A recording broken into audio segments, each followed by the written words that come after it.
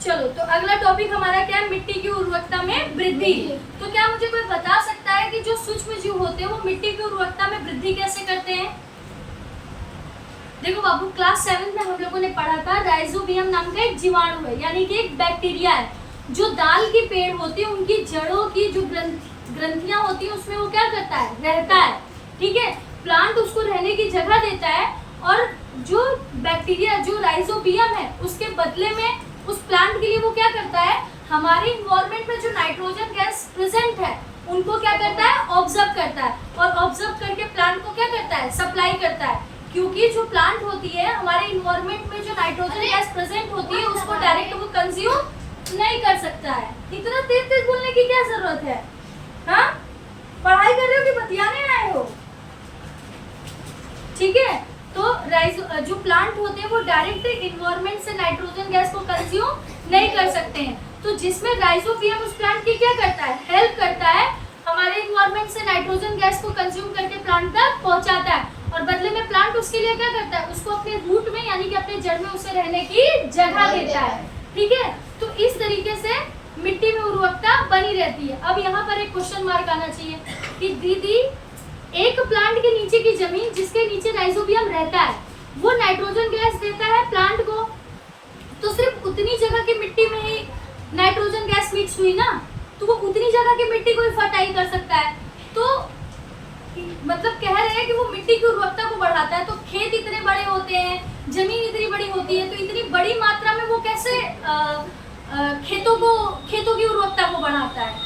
समझ में आया क्वेश्चन मार्क ना? क्योंकि पेड़ तो हर जगह छोटे छोटे या बड़े बड़े जितने होंगे, जितनी जगह पे राइजोबियम है, और राइजोबियम की एक खास बात है कि वो सिर्फ दाल के पेड़ों के नीचे रहता है, दलहन के पेड़ों के नीचे, जिसे लेग्यूम भी कहते हैं। ठीक है, क्या कहते हैं, लेग्यूम। दाल का पेड़ समझ रहे हो ना, जैसे अरहर की दाल, चने की दाल, ये सिर्फ दाल के पेड़ की जड़ों में ही पाया जाता है।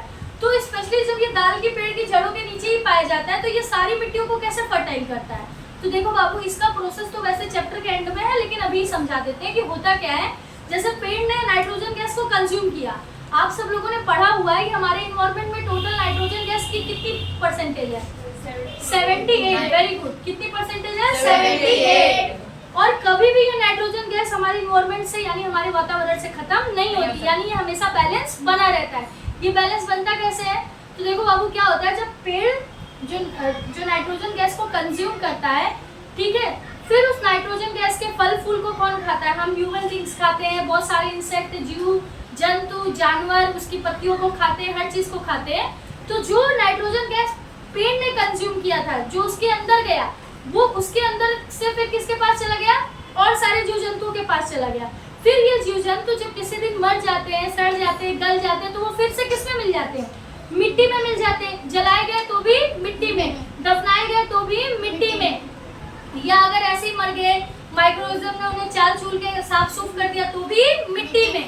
यानी कि एट द एंड में जितने भी जीव जंतु है वो सब किस में मिल जाते हैं? मिट्टी में मिल जाते हैं। तो फिर से जो नाइट्रोजन गैस इन्वायरमेंट से प्लांट तक गया था, फिर प्लांट से वो हमारी मिट्टी में मिल जाता है, और इस तरीके से फिर वो जो नाइट्रोजन गैस रहता है वो हमेशा बैलेंस में बना रहता है। अब देखो बाबू, यहाँ तो हम लोगों ने पढ़ा कि राइजोबियम नाम का जो बैक्टीरिया होता है वो नाइट्रोजन गैस को कंज्यूम करता है और प्लांट तक पहुंचाता है।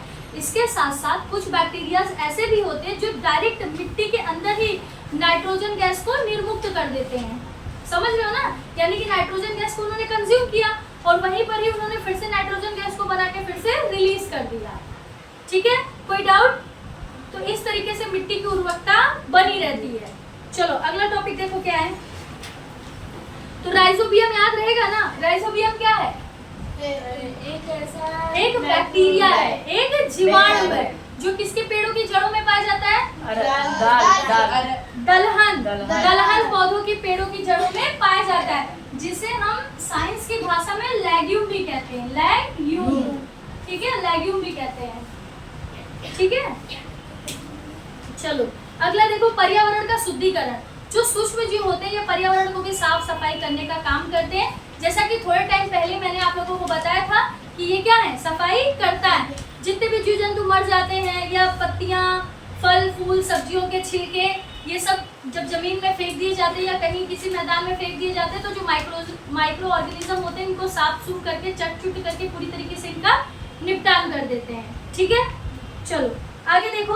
अब देखो बाबू, यहाँ पर एक प्रैक्टिकल बताया गया आपकी बुक में। अगर आप लोगों की इतनी समझ हो कि हाँ ऐसा होता है तो कोई दिक्कत वाली बात नहीं। अगर आप ये प्रैक्टिकल करना चाहो तो आप कर भी लेना। जैसे हमें 2 गमले लेने हैं, एक गमले में कुछ प्लास्टिक की चीजों को डालकर मून देना है और एक में घर के जो छिलके, फल के छिलके, ठीक है, सड़ी गली, अरे सड़ी गली नहीं तो सड़ी गली की तो बाद में, जो पेड़ की पत्तियां होती हैं सूखी, उनको उसमें डालकर छोड़ देंगे। कुछ दिन बाद, 10-15 दिन बाद जब हम देखेंगे तो जिस पेड़ के नीचे हम लोगों ने पत्तियां, फल फूल, सब्जियां डाला था वो क्या हो जाती हैं? पूरी तरीके से कंपोज हो जाती हैं, यानी कि पूरी तरीके से वो खाद में कन्वर्ट हो जाती हैं। लेकिन जिसमें हम लोगों ने प्लास्टिक के खिलौने या प्लास्टिक की चीजें डाली थी, जब हम मिट्टी को खोदते हैं तो वो वैसी की वैसी ही निकलती हैं। ठीक है, तो इससे हमें ये पता चलता है कि जो माइक्रो ऑर्गेनिज्म होते हैं वो नेचुरल सब्सटेंस को ही क्या करते हैं? कंपोज कर पाते हैं। यानी कि जो प्राकृतिक चीजें होती हैं, फल फूल के छिलके, सब्जियों के छिलके, ये सारी चीजें होती हैं, वो सिर्फ उनको ही खा पी कर चट कर पाते हैं। जो प्लास्टिक होती हैं, जो मैन मेड थिंग्स होती हैं, जो कृत्रिम चीजें होती हैं, उनका वो सफाया नहीं कर पाती हैं। ठीक है, देखो बाबू, आप लोगों ने देखा भी होगा कि कोई जीव जंतु मर मर जाता है तो कुछ दिन बाद वो क्या हो जाता है? साफ हो जाता है। तो इस तरीके से डेड बॉडीज को भी पूरी तरीके से साफ करने का काम कौन करता है? हमारे माइक्रो ऑर्गेनिज्म, यानी कि हमारे सूक्ष्म जीव। ठीक है, चलो अगला देखो बाबू। अभी तक तो हम लोगों ने अच्छे सूक्ष्म जीव के बारे में पढ़ा कि कैसे उन लोगों ने हमारे खाने पीने में हमारी मदद की, कैसे उन्होंने हमारे इन्वायरमेंट को क्लीन किया, कैसे उन्होंने हमारे लिए वैक्सीन बनाई, कैसे उनकी वजह से एंटीबायोटिक बन पाया, है ना। अलग अलग तरह तरह की हमने चीजें पढ़ी कि वो कैसे हमारी लाइफ में इतने यूजफुल है। अब से हम लोग पढ़ेंगे कि कैसे ये हमारी लाइफ में हार्मफुल है, कैसे ये हमें नुकसान पहुंचाते हैं। ठीक है, देखो बाबू, एकदम बिंदास होके पढ़ो। अगर किसी को कोई डाउट लगता है तो पूछो भी, ठीक है, आराम से। चलो अगला देखो बाबू। देखो बाबू, ऐसे सूक्ष्म जीव जो रोग फैलाने का काम करते हैं उनको हम रोगाणु सूक्ष्म जीव कहते हैं। क्या कहते हैं? रोगाणु सूक्ष्म जीव। ठीक है, अब ये क्या करते हैं बाबू? रोगाणु सूक्ष्म जीव हमारे शरीर के अंदर रोग पैदा करते हैं। ठीक है, अब इसमें सबसे पहला टॉपिक क्या है बाबू? मनुष्य में रोग कारक सूक्ष्म जीव। क्या है? मनुष्य में रोग कारक सूक्ष्म जीव। अब हम इस पूरे टॉपिक में ये पढ़ने वाले हैं वो कौन कौन से बैक्टीरियाज हैं जो ह्यूमन बॉडी के अंदर, यानी कि इंसान के शरीर के अंदर बीमारियां पैदा करते हैं। ठीक है, अब देखो बाबू, जैसा कि आप लोगों को पता है कि कोई बात नहीं, ठीक है, थोड़ा बहुत कर सकते हो बाबू, लेकिन इतना ज़्यादा नहीं, आप लोग खुद बातें करने लगते हैं।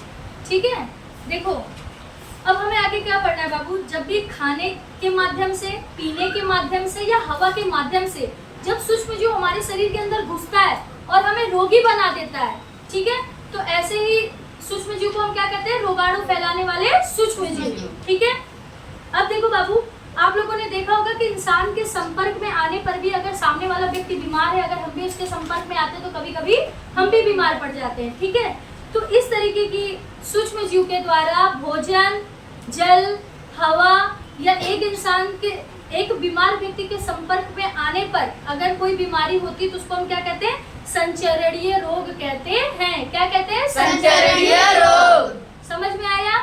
सूक्ष्म जीव की वजह से हवा के द्वारा, पानी के द्वारा, भोजन के द्वारा या किसी संक्रमित व्यक्ति के द्वारा जब सूक्ष्म जीव हमारे शरीर में प्रवेश करता है तो हम उसे संक्रमणीय सूक्ष्म जीव संक्रमणीय रोग कहते हैं। इंग्लिश में इसको कहते हैं कम्युनिकेबल डिसीज। ठीक है, क्या कहते हैं? Communicable disease. ज्यादातर इनमें कौन कौन सी बीमारियां होती है बाबू? सर्दी, जुकाम, खांसी, क्षय रोग, टीबी भी इसी का उदाहरण है। इसीलिए कहा जाता है अगर किसी को टीबी हुआ है तो वो किसी के सामने खांसे नहीं तो उसके बैक्टीरिया दूसरे इंसान के शरीर के अंदर भी घुस सकते हैं। ठीक है, अब बूझो का एक सवाल है बाबू कि अगर ऐसे इंसान जो संक्रमित होते हैं इनसे कैसे बचा जा सकता है? तो अगर उन्हें खांसी आ रही है, छींक आ रही है तो उन्हें अपने रुमाल का या अपने हाथ का इस्तेमाल करना चाहिए। ठीक है, चलो आगे देखो। अब देखो बाबू, रोग फैलाने वाले सूक्ष्म जीवों में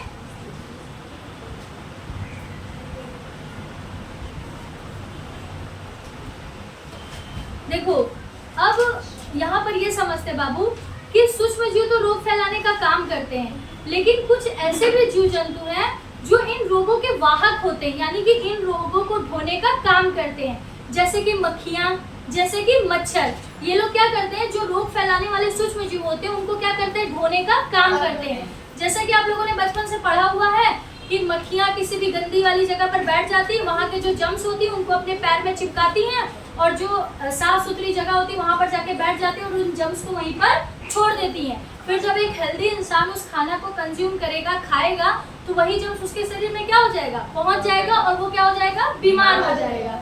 ठीक है, तो सूक्ष्म जीव डायरेक्ट हमारे शरीर में हवा, पानी, खाना और संक्रमित व्यक्ति के द्वारा हमारे शरीर के अंदर जाते हैं। साथ ही साथ अभी हम क्या पढ़ रहे हैं कि सूक्ष्म जीव को कोई ऐसे भी जीव जंतु है जो उनको क्या करते हैं, ढोते हैं, एक जगह से दूसरी जगह ले जाने का काम करते हैं, जिसमें किसके किसके बारे में हमने पढ़ा, मक्खी और मच्छर के बारे में। ठीक है, अब देखो बाबू, तो ऐसी स्थिति में हमें क्या करना चाहिए, खाना ढक कर रखना चाहिए।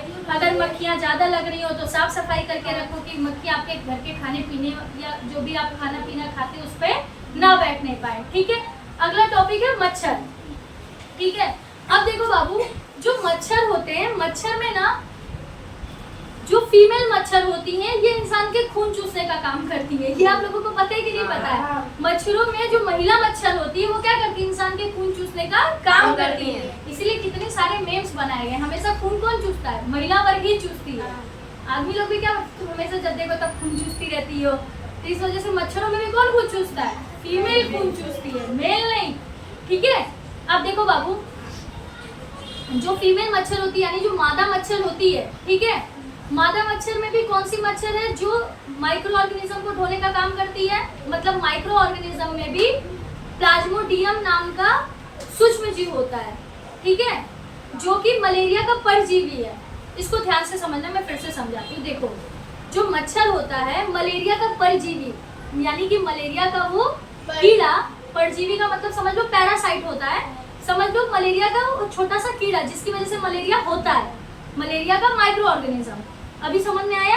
ठीक है, हिंदी में उसको बोलते हैं मलेरिया का पैरासाइट। समझने के लिए ऐसा समझ लो, मलेरिया का सूक्ष्म जीव, उसको ढोने का काम कौन करता है, मच्छर। कौन सा मच्छर, मादा मच्छर, एनाफ्लीज। हाँ, मच्छर में भी उस मच्छर का नाम क्या है, मादा एनाफ्लीज। मादा एनाफ्लीज, मादा एनाफ्लीज नाम की मच्छर होती है जो मलेरिया के परजीवी को ढोने का काम करती है। आया समझ में? मलेरिया के परजीवी को ढोने का काम कौन करता है, मादा एनाफ्लीज।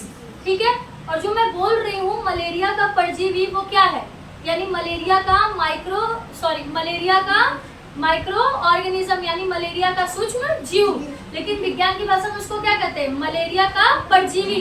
विज्ञान की भाषा में क्या, हर भाषा में उसको मलेरिया का परजीवी कहा जाएगा, पर समझने के लिए ऐसा समझ लो कि वो मलेरिया का क्या है, माइक्रो ऑर्गेनिज्म है, जो हमारे शरीर के अंदर पहुंच के हमें क्या कर देता है, मलेरिया का पेशेंट बना देता है। आया समझ में? चलो क्वेश्चन है, मलेरिया किसके द्वारा फैलता है, मादा एनाफ्लीज के द्वारा फैलता है। मादा एनाफ्लीज कौन से परजीवी को ढोने का काम करती है,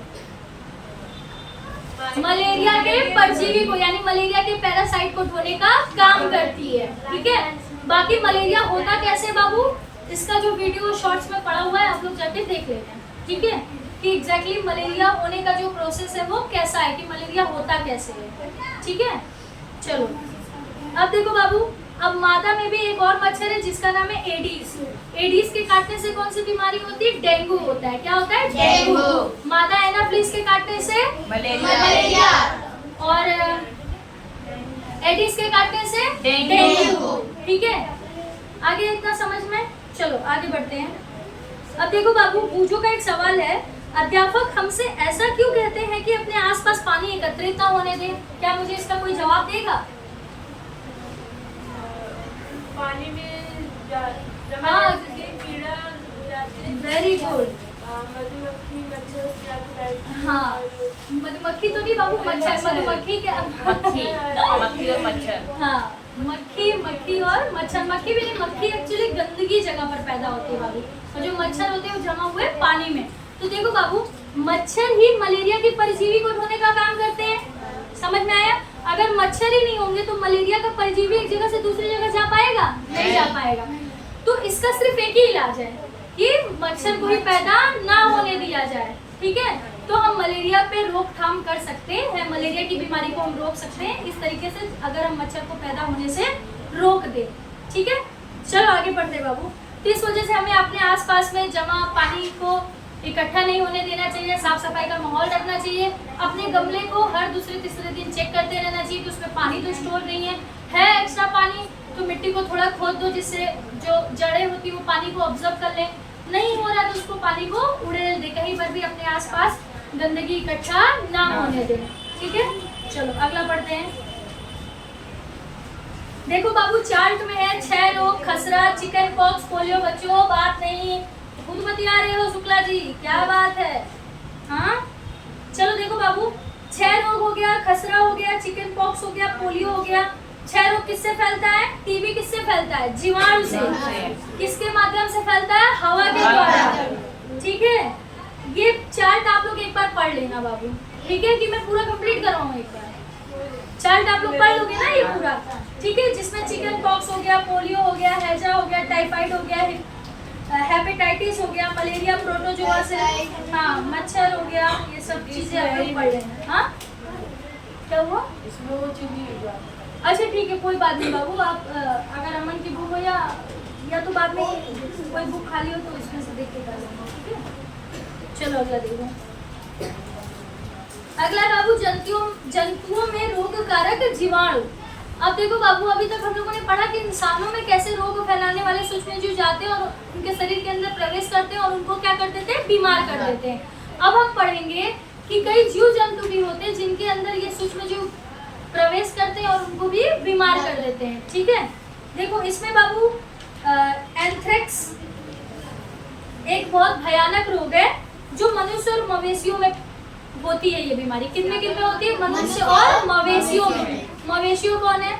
जो दूध देने वाले जानवर होते हैं उनको हम मवेशियों बोलते हैं। ठीक है, दूध देने वाले जानवर को हम क्या कहते हैं? मवेशी कहते हैं। तो मवेशियों में और मनुष्य में एक बहुत भयानक रोग है जो फैलता है, जिसको हम कहते हैं एंथ्रेक्स। क्या कहते हैं? एंथ्रेक्स। ये किसके द्वारा फैलता है? सूक्ष्म जीवों के द्वारा। ठीक है, अब आप लोगों ने देखा होगा बाबू, जो गाय भैंस होती है उनका जो खुर होता है उसमें उनके मुंह में कभी कभी सड़न पैदा हो जाती है। तो ये सारी चीजें किसकी वजह से होती है? जीवाणुओं की वजह से होती है, बैक्टीरिया की वजह से। बैक्टीरिया जब उनके मुंह में या खुर में घुस जाते हैं तो उस चीज को सड़ाना गलाना शुरू कर देते हैं। ठीक है,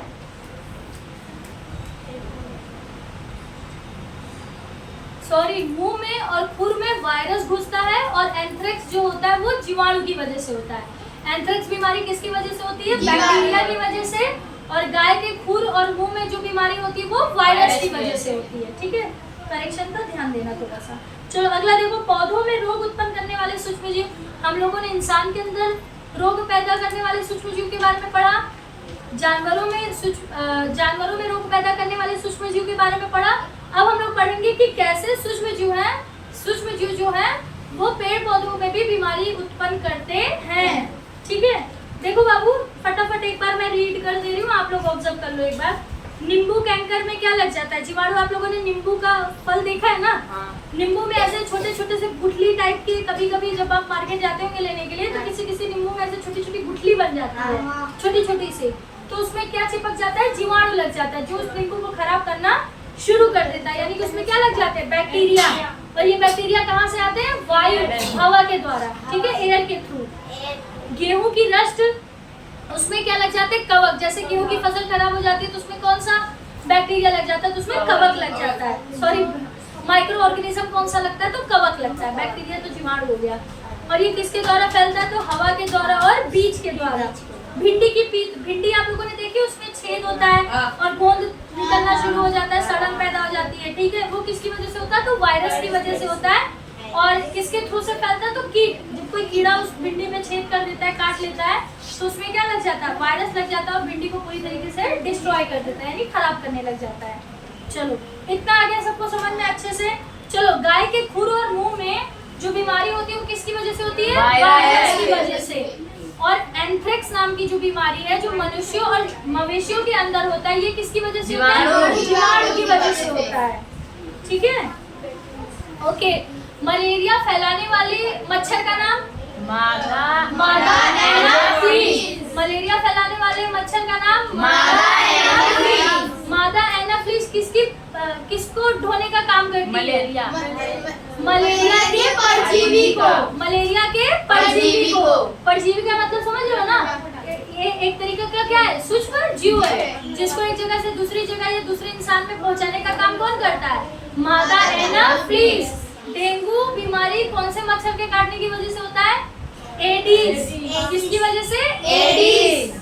एडीज भी क्या है? मेल है या फीमेल है? फीमेल है। एडीज भी क्या है? फीमेल। आया समझ में? चलो और कुछ था लर्न कराने जैसा? चलो हो गया इतना। अब अगला देखो बाबू।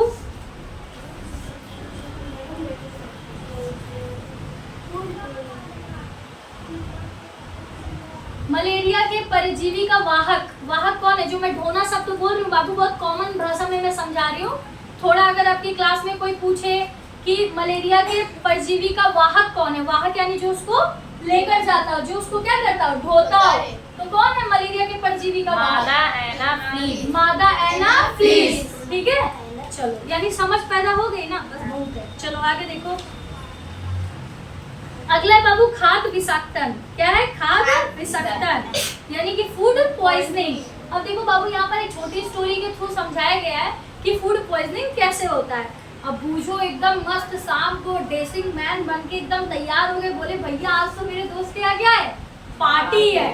पूरा सजे धजे, पूरा जेल वेल लगा लिए, बार बार ऐसे ऐसे हाथ ही चढ़ा रहे हैं अभिनंदन की तरह कि बार बार मेरा एकदम सेट रहे। शाम की पार्टी के लिए बूझो क्या हो गए? एकदम तैयार हो गए। और होता क्या है? मस्त जाते हैं पार्टी में, पहुंचते हैं और थाली उठाते हैं, ये भी भर लूं, वो भी भर लूं, वो भी भर लूं, वो भी भर लूं, खूब खाना, पूरी थाली ठपाठप मस्त धम धम धम धम धम धम धम धम करके क्या करते? पूरा खाना खा लेते। और जब घर आते तब क्या होता है? बूझो को क्या होने लगता है? उल्टी होने लगती है। तो जब डॉक्टर को दिखाया गया तो डॉक्टर ने कहा कि बूझो को क्या हो गया? फूड पॉइजनिंग हो गया है। यानी कि जो खाना इन्होंने खाया है वो खाना कैसा था? विषाक्त भोजन था, यानी कि खाना खराब हो चुका था। अब एक बार बताओ, खाना खराब कैसे होता है? विषाक्त कैसे होता है? तो जो खाना होता है बाबू, जब उसमें बीमारी फैलाने वाले सूक्ष्मजीव जब प्रवेश कर जाते हैं तो वो पूरे खाने को क्या कर देते हैं? पूरी तरीके से खराब कर देते हैं और खाने को विषाक्त बना देते हैं। ऐसा खाना खाने से हम बीमार भी पड़ सकते हैं और कभी कभी ऐसी भी नौबत आती है कि लोगों की मृत्यु हो जाती है। ठीक है, तो देखो बाबू, जब खाना में माइक्रो ऑर्गेनिज्म प्रवेश करते हैं, जब खाना को खराब करने लगते हैं तो कुछ चीजें हमें समझ में आने लगती है। खाने का टेस्ट चेंज हो जाता है, खाने का कलर बदल जाता है, खाने की smell. Exactly, very good Arpita. खाने दो बूंदों वाला आया नया उजाला, 4 बूंदों वाला, हाँ उसमें नील डला रहता है, क्या नीला हो जाता है? हाँ स्टिकी हो जाता है, चिपचिपा हो जाता है, गीला हो जाता है। हाँ तब ठीक है बाबू, तब ठीक है।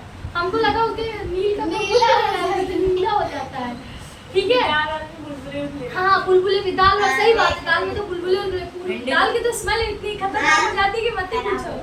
पूरा रूम स्मेल करने लगता है दाल की वजह से। ठीक है, तो इस तरीके से फूड आप खाना अगर खराब हो रहा है, अब आलू भी रख दिया जाता है, देखो खराब होता है तो चिपचिपाहट शुरू हो जाती है, स्मेल भी आने लगता है। तो जब भी आपको थोड़ा सा भी खाते टाइम ऐसा लगे कि नहीं इसमें कुछ खराबी है तो वो खाना आप लोग मत खाया करो। ठीक है, चलो आगे देखते हैं। आगे क्या है बाबू? खाद्य परिरक्षण। परिरक्षण का मतलब होता है कि हम खाने को कैसे रक्षित करके रख सकते हैं, यानी कि खाने को कैसे हम लॉन्ग टाइम तक स्टोर करके रख सकते हैं। अच्छा एक बात बताओ, अभी हमारा पहला चैप्टर खत्म नहीं हुआ है, ठीक है? फर्स्ट चैप्टर पढ़ेंगे तो उसमें हम लोग समझेंगे कि कैसे अनाज को डेहरी के अंदर बड़े बड़े उसके डब्बे के अंदर कैसे स्टोर करके रखा जाता है। नीम की पत्ती डाल के, दवाइयाँ डालकर हम अनाज को क्या करते हैं? भंडार करके रखते हैं। हाँ नमक डाल, नमक तो नहीं बाबू, अभी इस चैप्टर में समझेंगे।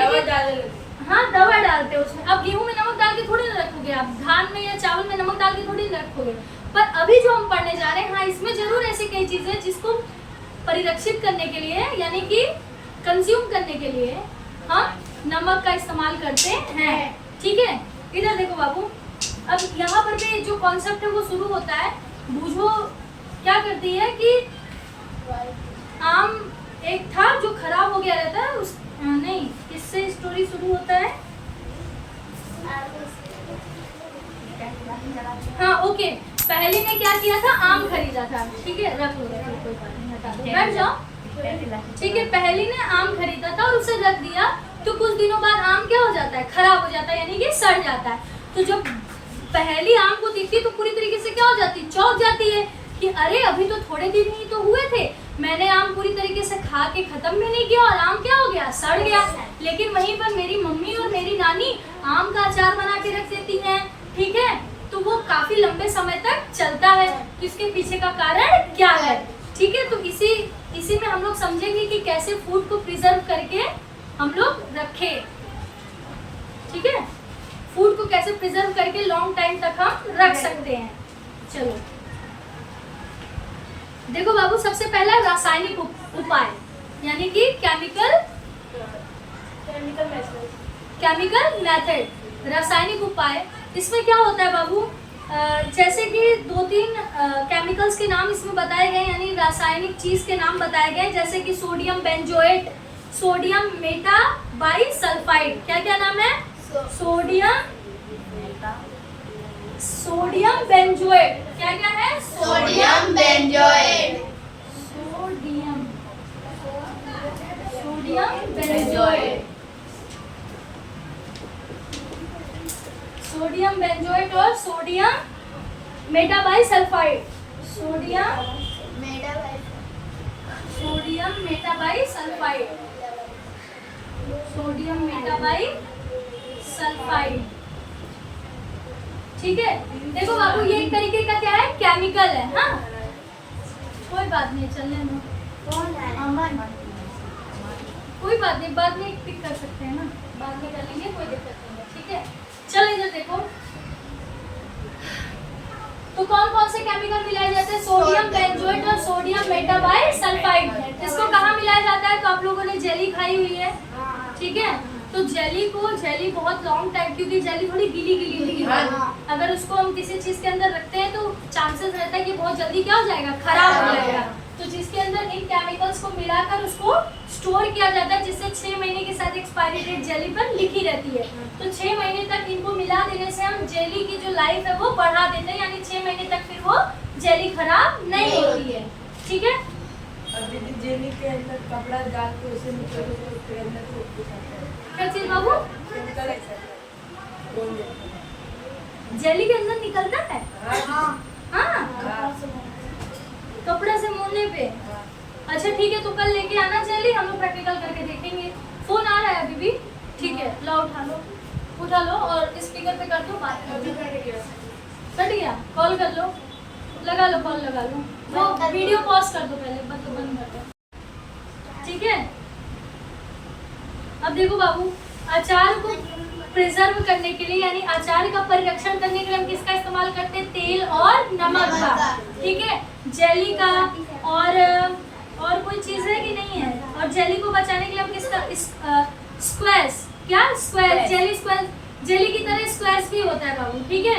इनको प्रिजर्व करने के लिए हम किसका इस्तेमाल करते हैं, सोडियम बेंजोएट और सोडियम मेटाबाइसल्फाइड का, ठीक है।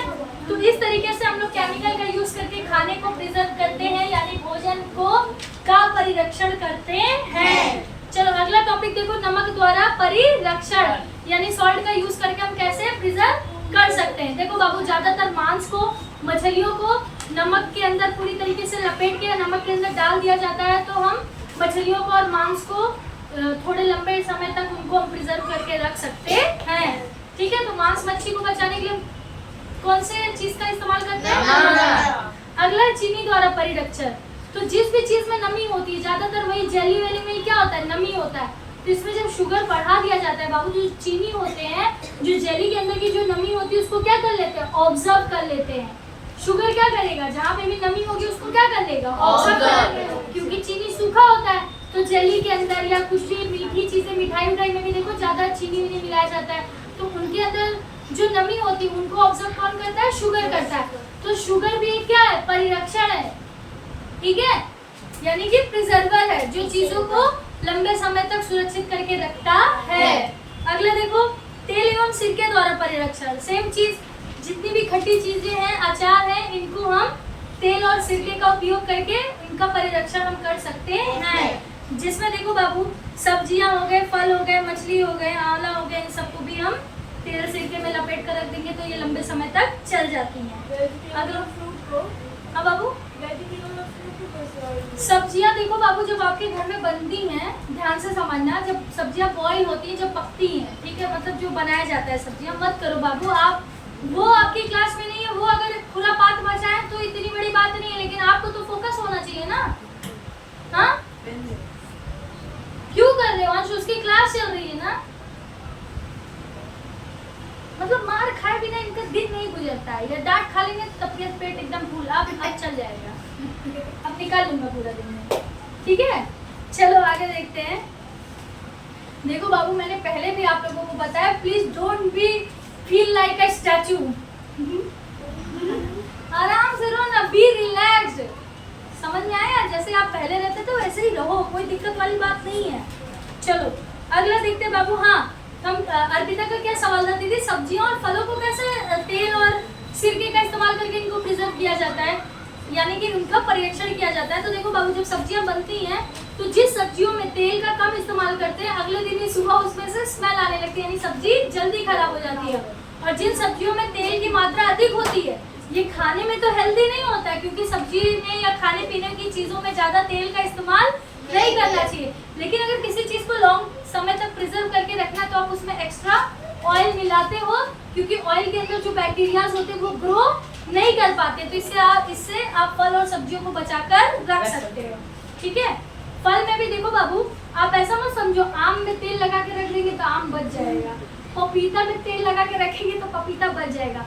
पपीते की चटनी बनती है, पपीते का वो बनता है, वो छोटा छोटा काट के सीजनेबल वो कुछ क्या कहते हैं, क्या बोलते हैं उसको, जो पपीते की चटनी बनाई जाती है शायद, पपीते की चटनी, आम का अचार, ये सब क्या है, फ्रूट ही तो है। तो इनको प्रिजर्व करने के लिए किसका इस्तेमाल किया जाता है, तेल का। तो आप लोग ये विजुलाइज कर रहे होंगे पपीता में तेल, आम में तेल ना, नहीं बाबू, उनसे जो चीजें बनती हैं उनको प्रिजर्व करने के लिए लॉन्ग टाइम तक आप ऑयल का इस्तेमाल कर सकते हो, ठीक है। तो बहुत सारी चीजें बाबू गाँव में पता है, तलखा जानते हो, चटनी टाइप का होता है, पूरी सब्जी बनेगा उसके साथ पपीता का तलखा बना दिया जाता है, मतलब गुड़ उड़ डाल के खूब अच्छे से बनता है, तो पूरी उड़ी के साथ उसको सर्व किया जाता है कि थोड़ा सा खाओ, चटनी टाइप का। पपीते का, टमाटर का भी अचार में हाँ बिल्कुल, टमाटर का भी बनता है, और टमाटर को भी किसमें काउंट किया जाता है, फ्रूट में। टमाटर क्या एक तरीके का फल है, पर हमारे इंडिया में उसकी क्या बना दी जाती है, भाजी, ठीक है। चलो अच्छा एक बात बताओ, जैक फ्रूट क्या है, कटहल, कटहल में फ्रूट है, उसे भी क्या करके खाते हैं, और सब्जी में भी सबसे ज्यादा स्पाइसी सब्जी अगर हम हमारे नॉर्थ इंडिया में अगर किसी चीज को बनाते हैं, मतलब सब्जियों में भी सबसे ज्यादा स्पाइसी तो कटहल है। कटहल में भी 2 प्याज है, कटहल खूब मसाला वसाला, उसको हम लोग कहते हैं चिकन की तरह है। कटहल को किसकी तरह रेसिपी करते हैं लोग, चिकन की तरह की मस्त एकदम फाड़ूदार बनेगा। एक बार मैं बगीचे में काट के छुपा के रख दिया था, वो भी पंगे अपने बगीचे में ही खाया था। वो देखो किसी को दिया भी नहीं। चलो ठीक है कोई बात नहीं, आगे देखते हैं बाबू। गर्म एवं ठंड करना, किसी भी चीज को हम गर्म करके या ठंडा करके भी हम उसको लॉन्ग टर्म तक प्रिजर्व करके रख सकते हैं। देखो बाबू जैसे कि आपके जो डेली खाने पीने वाली चीजें अगर आप फ्रीज में रख देते हो रेफ्रिजरेटर के अंदर, तो ठंड होने की वजह से वो 8 घंटे 12 घंटे या 1 दिन तक हम खाने को प्रिजर्व करके रख सकते हैं, यानी चला सकते हैं, ठीक है। और जैसे दूध हो गया, दूध खराब ना हो तो हम उबाल कर रख देते हैं, तो भी हम दूध को 24 घंटे से ज्यादा खींच सकते हैं। पता है कि नहीं ये बात, दूध को आते ही मम्मी लोग दूध उबाल कर क्यों रख देती, नहीं तो दूध क्या हो जाएगा, फट जाएगा। और दूध उबाल कर रख दिया जाता है तो दूध को हम थोड़े घंटों तक उसको प्रिजर्व करके रख सकते हैं, ठीक है। अब इधर देखो बाबू, आप यहाँ पर बहुत अच्छी चीज आप लोगों को बता रहे हैं, बहुत इंपॉर्टेंट चीज। हम सभी सिटी में रह रहे हैं, कोथरी वाला दूध हम लोग पीते हैं, कोथरी यानी कि पैकेट वाला दूध, ठीक है। गुजराती में वो कोथरी बोलते हैं ना पैकेट को, पैकेट वाला दूध हम सब कंज्यूम करते हैं, ठीक है। अब देखो बाबू, जो पैकेट वाला दूध है ना, आप इसको बिना उबाले भी पी सकते हो, हाँ, क्योंकि ये ऑलरेडी पहले से ही 15 से 30 सेकेंड तक, और कितने डिग्री टेम्परेचर पे, 70 डिग्री टेम्परेचर पे इसको पहले से ही बॉईल करके फिर ठंडा करके फिर इसको पैक किया गया है। यानी कि जो छोटे छोटे बैक्टीरियाज या जो हार्मफुल चीजें हों वो पूरी तरीके से क्या हो जाए, डिस्ट्रॉय हो जाए, फिर उसको पैकेट में पैकेजिंग उसकी की जाती है, जिससे इसको हम थोड़ा 2-3 दिन तक चला सके। तो अगर पैकेट वाला दूध आप कहीं फंस गए हो या कहीं कुछ ऐसा है तो ऐसा मत सोचो ये कच्चा दूध है नुकसानदायक है, आप उस दूध को भी क्या कर सकते हो, पी सकते हो, ठीक है। तो ऐसे दूध को जिसको ऑलरेडी 70 डिग्री सेल्सियस पे 15 से 30 सेकंड के लिए उबाल कर पैक किया गया हो, ऐसे दूध को हम क्या कहते हैं, पश्चरीकृत कहते हैं। क्या कहते हैं, पश्चरीकृत, पश्चरीकृत या पश्चरीकरण, क्या कहते हैं, पश्चरीकरण, ठीक है। अब देखो बाबू, इस पश्चरीकरण की खोज किसने की, तो एक व्यक्ति थे, व्यक्ति बोलेंगे वैज्ञानिक बोलेंगे, वैज्ञानिक थे, ठीक है, साइंटिस्ट थे जिनका नाम था लुई पाश्चर। क्या नाम था, लुई पाश्चर। लुई पाश्चर नाम के एक वैज्ञानिक थे, ठीक है, जिन्होंने इस पश्चरीकरण की खोज की। तो उनका नाम क्या था, लुई पाश्चर। क्या नाम था, लुई पाश्चर। तो लुई पाश्चर की वजह से ही इस प्रोसेस, पाश्चर, लुई पाश्चर की वजह से इस प्रोसेस का नाम क्या रख दिया गया, पाश्चरीकरण। पाश्चरीकरण सही लिखा है ना, ठीक है। तो इनके नाम के पीछे क्या था, पाश्चर। तो ये जो प्रोसेस था जिसको पैकेजिंग करने से पहले 70 डिग्री सेल्सियस पे 15 to 30 मिनट्स के लिए जो बॉईल किया गया, इस प्रोसेस का नाम क्या पड़ गया, पश्चरीकरण। क्या पड़ गया, पश्चरीकरण, ठीक है। आगे समझ में, यानी कि आप लोग कल देखना जब भी अमूल या सुमूल का दूध आपके घर में आएगा तो उसमें लिखा रहेगा पश्चरीकृत दूध। क्या लिखा रहेगा, पश्चरीकृत दूध, यानी इसको पहले से ही पश्चरीकरण प्रक्रिया के द्वारा कंप्लीट करने के बाद इसकी पैकेजिंग की गई है। आया समझ में, चलो आगे देखते हैं। मैं क्वेश्चन पूछूंगी कि पश्चरीकरण प्रक्रिया को लाने वाले वैज्ञानिक का क्या नाम था, लुई पाश्चर। Louis Pasteur. अच्छा, लुई पाश्चर से रिलेटेड इसके पहले भी हम लोगों ने कुछ पढ़ा क्या, लुई पाश्चर 1857 में हाँ, किसकी खोज की, किण्वन की, फर्मेंटेशन की, इंग्लिश में फर्मेंटेशन और हिंदी में किण्वन, यानी कि चीनी का अल्कोहल में चेंज हो जाना ही फर्मेंटेशन कहलाता है। और इसकी खोज किसने की थी, 1857 में लुई पाश्चर नाम के वैज्ञानिक ने। इन्होंने पश्चरीकरण की खोज की। पश्चरीकरण क्या है, तो एक ऐसी प्रक्रिया जिसमें दूध को 70 डिग्री सेल्सियस पर 15 से 30 मिनट की 15 से 30 सेकंड के लिए उबाला जाता है, ठीक है।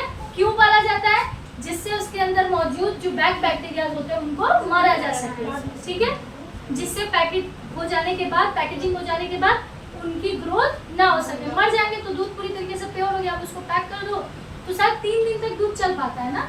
डेट एक दिन पहले का पड़ा रहता है, 2 दिन चलता है शायद, 2 दिन, 2 दिन चलता है। अब उबाल के अच्छे से फ्रिज में रख दो तो 3rd डे आप चला सकते हो, नहीं तो 3 दिन, हाँ बस 2 दिन ही आप चला सकते हो।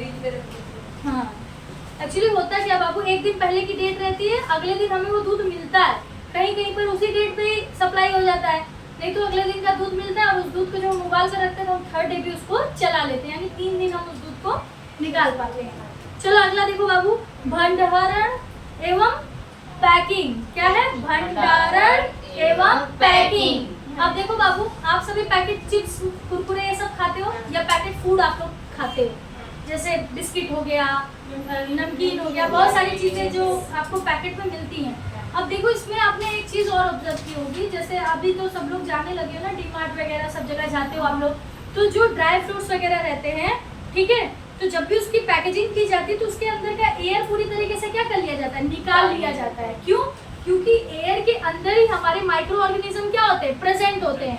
जो सूक्ष्म जीव होती है उनकी उपस्थिति कहाँ पर होती है, हवा के अंदर होती है। तो जब हवा को ही हम निकाल लेंगे तो उसके अंदर कोई भी सूक्ष्म जीव नहीं रह पाएगा जो उस फूड को खराब कर सके, ठीक है। ये चीज हो गई। अगली चीज, जो चिप्स का पैकेट ये सब थोड़ा फूला हुआ रहता है, यानी उसके अंदर ऑलरेडी गैस होती है, हवा होती है, लेकिन कौन सी गैस डाली जाती है, nitrogen gas. Nitrogen gas bacteria को बढ़ने नहीं देते, ठीक है। तो 2 तरीके से हम लोगों ने पढ़ा, एक पैकेजिंग जिसमें से एयर को निकाल लिया जाता है, और एक पैकेजिंग जिसके अंदर एयर को डाला जाता है जो फूड को सेफ रख सके, ठीक है। तो कौन सा गैस डाला जाता है जो फूला हुआ पैकेट मिलेगा चिप्स उप्स का, नाइट्रोजन गैस, ठीक है। बाबू बंद कर दो 1 मिनट के लिए, ठीक है। अब अगला टॉपिक क्या बाबू हमारा, नाइट्रोजन स्थिरीकरण, यानी कि नाइट्रोजन फिक्सिंग, ठीक है, नाइट्रोजन फिक्सिंग।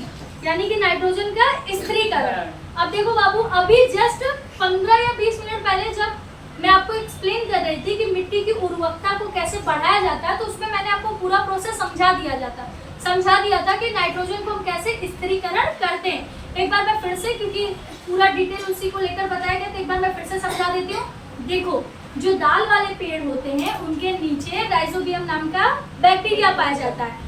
बैक्टीरिया क्या करता है, रहने की जगह मांगता है पेड़ से। बदले में पेड़ कहता है कि ठीक है, मैं तुम्हें रहने की तो जगह दूंगा, लेकिन बदले में ये इन्वायरमेंट में जो नाइट्रोजन गैस प्रेजेंट है उसको तुम कंज्यूम करके मुझ तक क्या करोगे, भेजोगे। राइजोबियम कहता है ठीक है, डील डन, मेरे को कोई प्रॉब्लम नहीं है। राइजोबियम जाता है और दाल के पेड़ के नीचे चुपचाप बैठ जाता है और इन्वायरमेंट से नाइट्रोजन गैस को कंज्यूम करके प्लांट को दे देता है। ठीक है, प्लांट ने नाइट्रोजन गैस लिया, जिससे प्रोटीन बनाया, उसके बॉडी में सब कुछ फुलफिल हुआ और उसके बाद पेड़ की पत्तियों को, फलों को इंसानों ने खाया, जानवरों ने खाया, बहुत सारे जीव जंतुओं ने खाया, सबने खाया पिया और सब तक वो नाइट्रोजन ट्रांसफर होता चला गया। फिर होता क्या है, एक दिन वही पेड़ भी तो एक दिन मुरझा के, या उसकी भी तो एक एक्सपायरी डेट होगी ना, कि जब वो पूरी तरीके से सूख जाएगा या खत्म हो जाएगा। तो चाहे जीव जंतु हो गए, चाहे पेड़ पौधे हो गए, वो एक दिन जब समाप्त हो जाते हैं तो वो फिर से कहाँ मिल जाते हैं, मिट्टी में मिल जाते हैं। तो जो नाइट्रोजन गैस प्लांट तक था, वही प्लांट और जीव जंतु एक दिन मिट्टी में मिल जाने के बाद फिर से वही नाइट्रोजन गैस हमारे इन्वायरमेंट में वापस आ जाता है करके। तो इस तरीके से ये सर्कल चलता रहता है। ध्यान से समझ में आया ना। पहले नाइट्रोजन गैस इन्वायरमेंट में है, वो कहाँ आया, मिट्टी में आया। मिट्टी से किसने लिया, पेड़ पौधों ने। पेड़ पौधों से किसने लिया, जीव जंतु, मनुष्य, हर किसी ने लिया।